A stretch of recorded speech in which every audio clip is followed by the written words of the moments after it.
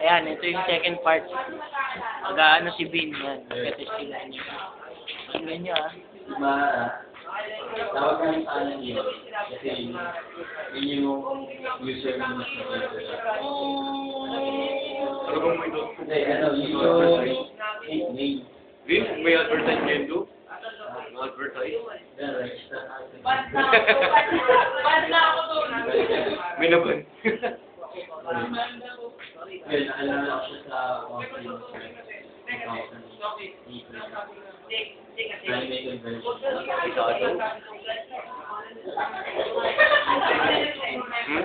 Ayan, piniplug ni Vin yung website namin.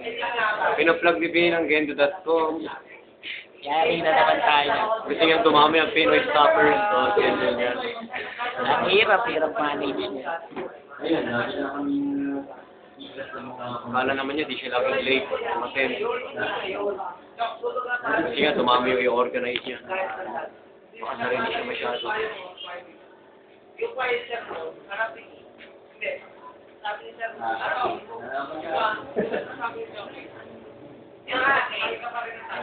Ang lame naman yan, ang lame. Si Hiono dapat mag-testing ng sarili niya. First try. Ayan, ito yung kasama ko kanina, si Vinar Takumi, si MP Rador, si Carrot Kamote. Carrot. Ay. Tsaka yung kaibigan namin doon sa dulo. Ayun, si El Rey. Ang sama ng titig eh. Tingnan mo, parang may masamang balak eh. Parang may plano, parang sinasabi niya eh. Tangin na birthday party. Dapat may goal siya. Galing pa ko na. Bali, update na lang namin kung sa mangyayari. Talagang sinisigurado na siya. Ayun yung kwarto namin yan.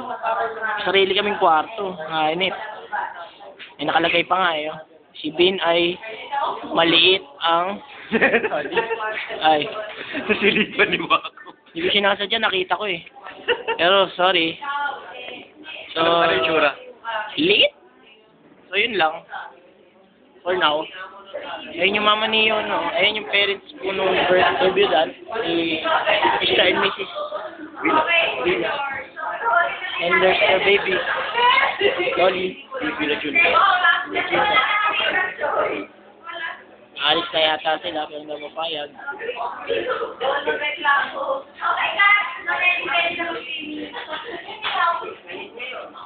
Ayun yung pinakamalaking balloon na tinani na pati na target. Yari sa akin niya. Bago umuwi, dala ko na yan. Watch. Dala tayo niya. Well, yun muna, part 1.